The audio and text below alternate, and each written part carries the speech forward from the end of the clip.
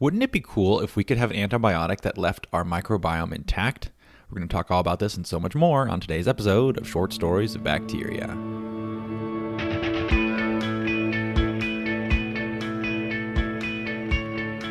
Hey everybody, welcome back to another episode of Short Stories of Bacteria. I, as always, am your host, Dr. K, and I'm here to guide you through yet another story chronicling the lives of the tiny and infamous, and that would be, of course, the incredible and the amazing bacteria, and all such related microbial organisms, ranging from the virus to the fungi. Now, so much to talk about today. We have a really cool story that's focused on what I'm going to call designer antibiotics or smart antibiotics. We're going to jump into that in a second, but first, don't forget to hit that like, share, subscribe button if you are listening to this on YouTube, or if you are listening to this on Spotify or Apple Podcasts or wherever podcasts are distributed. Don't forget to hit that follow button. It really helps the channel /podcast, and I really appreciate it. But enough of that nonsense. Let us jump into the paper for today. Let's see. What's a good way to talk about? Okay, the best way to start this, I think, is by re-emphasizing the fact that bacteria are super important for pretty much everything that we do. Any type of function that you see in humans, it's very likely, I'd say 9 times out of 10, bacteria are going to be involved in that in some way. Like everything that we do, we have to take into account the bacteria that are inside us and surround us. Really cool. And it's really important that we have a functioning microbiome. Obviously, we've talked at very long length on this podcast the importance of bacteria and the importance of our microbiome. Now, all that being said, obviously, there are some instances when bacteria can run amok and we can get a bacterial infection. Now, a lot of times, most times I'd say, our immune system is just fine at handling any type of bacterial infection, right? There's this pull and push that's ongoing between the bacteria that surround us and our own immune system, and normally we handle it relatively well. But sometimes we run into a bacterial infection that our immune system needs a little bit of help with. Now, previously, before the advent of antibiotics, right, oftentimes people would just die from bacterial infections. It wasn't great. There wasn't a whole lot you could do other than like sleep and try and stay clean and everything else. But you wouldn't have a whole lot of options therapeutically. And then antibiotics showed up, and that changed the game. We had penicillin, we have ampicillin, we have a whole bunch of other cillins and a whole bunch of other classes and types of antibiotics that helped us for a good long while handle bacterial infections. Now, this is great. This is awesome. Antibiotics are fantastic. One of the downsides, obviously, and we've talked about this at length on the podcast as well, is this rise of antibiotic resistance, right? So if you give a whole bunch of antibiotics to a given bacterial population, then you're putting in evolutionary pressure that's going to select for bacteria that are resistant to that particular antibiotic. And once that occurs, then that antibiotic resistance can be transferred from one bacteria to another bacteria, and so on and on. So this big issue of antibiotic resistance is emerging within the scientific zeitgeist, and it's a problem that we need to deal with. That all being said, antibiotics still are really awesome, and they're currently, I'd say, the typical therapeutic that you'll use, right, whenever you're dealing with a bacterial infection. So first point, we have to deal with bacterial infections sometimes, and antibiotics is the way that we deal with it.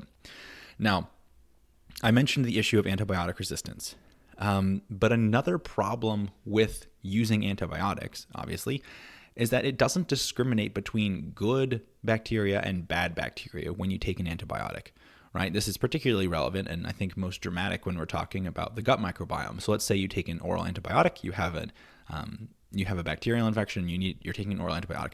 That's going to absolutely destroy all of the gut bacteria that you have. It's not just going to kill the bad bacteria, it's going to kill all of that bacteria. This is why a lot of times folks will be like, okay, in addition to taking an antibiotic, it's important that you take a probiotic at or near the same time that you're taking your antibiotic, so you're not just leaving an open wasteland for random bacteria to just swoop in and then colonize, right? So it'd be really nice, right? Since we rely on the microbiome for a lot of things, it would be really nice if we could have the benefits of the antibiotic in killing bacteria while making it a little more specific and not just totally decimating our own microbiome whenever we take an antibiotic.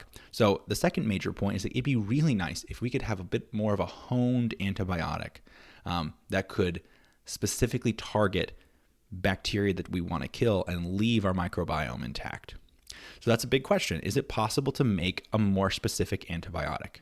Now, there's a whole batch of researchers at University of Illinois Urbana-Champaign. So shout out to the folks from University of Illinois Urbana-Champaign. They were very, very much up to the task of trying to make a more specific antibiotic. And in particular, they were looking at what are called gram-negative bacteria. We're going to talk about them in a second. But they were looking at gram-negatives like E. coli, Klebsiella. These are gram-negative bacteria that oftentimes will show up in infection. But what their game plan is can we try and kill those specific types of bacteria and then leave at least parts of our microbiome intact? Now, before we jump forward, that's the foundation that we want to start with. But before we go forward, I want to differentiate again. We've talked about this before, but it's worth bringing back. I want to differentiate between gram-negative and gram-positive bacteria. Now, gram-negative and gram-positive bacteria, those are the two major, what I'll call bins of bacteria. And we separate them based off of the presence of, or the amount of a molecule called peptidoglycan. So peptidoglycan, it forms essentially a cell wall around all bacteria, and it's a series of sugar molecules that are interlocked with each other. And like I mentioned, they form this wall around the individual bacteria.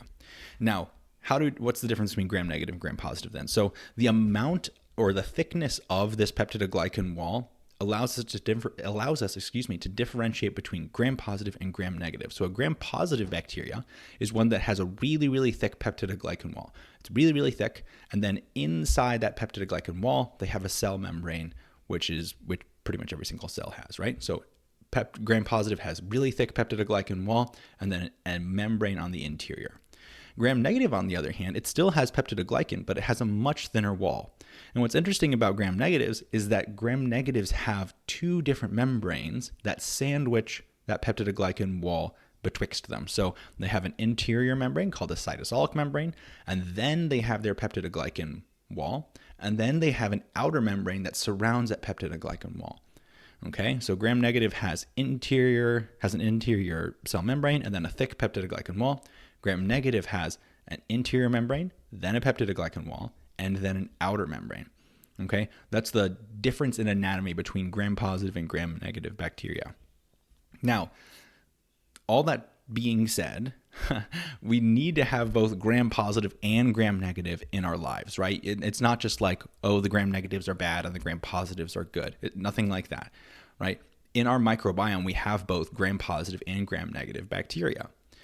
The issue arises when we have a bacterial infection. So let's say we had a bacterial infection with E. coli, right? E. coli is a gram-negative bacteria, right? And so then what will happen is as E. coli swarms in and starts to try and take over the body, you're going to have an enrichment of gram-negative bacteria, right? So one way that you could try to make a more specific antibiotic would be to have an antibiotic that specifically targets either gram-negatives or gram-positives, okay? That's a major point here. Sometimes, if you want to make something more specific, it's less about killing one particular bacteria, because that's really hard to do. It's more about just killing one type of bacteria, either gram-negatives or gram-positives, okay?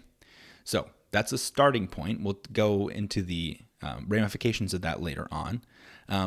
But that's kind of where they were starting. So what these researchers at University of Illinois Urbana-Champaign did is they identified a molecular pathway that is specifically found in gram-negative bacteria, so things like E. coli and Klebsiella and the ones that I mentioned, right?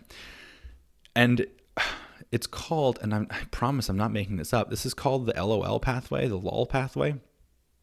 And all that means, when I say molecular pathway, again, it's just a series of bacteria and DNA that are connected to each other, right, that are important for the bacteria, right? And this is specifically found in gram-negatives. Now, what the researchers found is with this LOL pathway, if you inhibited the LOL pathway, if you broke this pathway in some way, then it actually led to the killing of the gram-negative bacteria, right? So if you broke this LOL pathway, then you killed gram-negative bacteria, right? Since the gram-positives don't use the LOL pathway, it has nothing to do with them. But if you break the LOL pathway, then it kills the gram-negative bacteria. So what these researchers did is they said, okay, let's see if we can design an antibiotic that specifically destroys this LOL pathway. And then the thought process would be you could kill specifically gram-negative bacteria. So they designed an antibiotic and they called it lolamycin. I know, it's just lolamycin. Okay, so they designed an antibiotic called lolamycin. And so what that did is it specifically inhibited this LOL pathway. And wouldn't you know it, this allowed them to specifically kill gram-negative bacteria. So they designed an antibiotic that targets this LOL pathway, and in doing so, they specifically killed gram-negative bacteria like E. coli, and they left gram-positive bacteria intact. So if you didn't have a gram-positive infection, then you would be just fine because, it wouldn't be killing your gram-positive microbiome. Now, this is really, really cool, but it's not quite done. You could use this for further research down the road. Now, what do I mean when I say that it could be used for research down the road? The best way that I can think of to describe this is go ahead and picture lolamycin, this antibiotic that they just created. Go ahead and picture this as like a little cube, right? Now that as a cube by itself is able to kill pretty much every single type of gram-negative.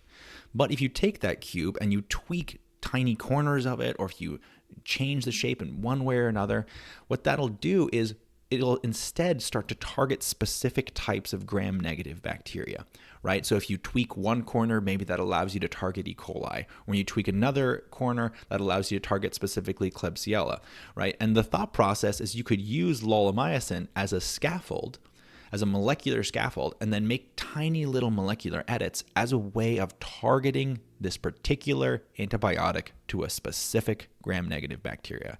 And once you have that, once you have a way of killing all types of gram-negative bacteria and targeting that antibiotic to a specific type of gram-negative bacteria, you are one huge step closer to a designer antibiotic.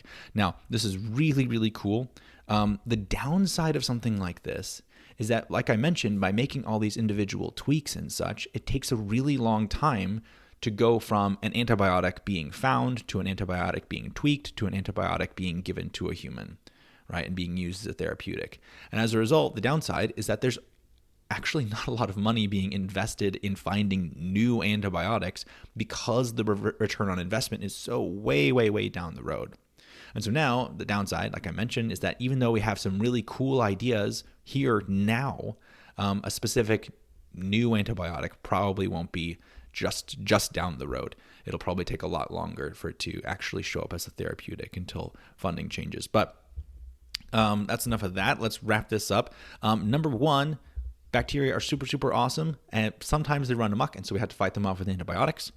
Number two, because of problems like antibiotic resistance and destruction of the microbiome, having a more honed and more specific antibiotic would be really, really great. Point number three, a way that you can make a more specific antibiotic would be by differentiating between gram-negative and gram-positive bacteria. And finally, number four, there's a group of researchers out of University of Illinois, Urbana-Champaign, and what they did is they found an antibiotic that they can use to kill specifically gram-negative bacteria, and they hope to use this as a scaffold for designer antibiotics in the future. What a wild, wild story. Bacteria are tricky little things, and they're sometimes hard to deal with. It'd be really, really nice in the future to have some kind of designer antibiotic that we could use to specifically target one type of bacteria, and it looks like the folks over at Illinois Urbana-Champaign are on their way to doing just that. But that is enough for me. Thank you guys, every single one of you guys, for tuning in today, and I will see you guys again next week on another episode of Short Stories of Bacteria.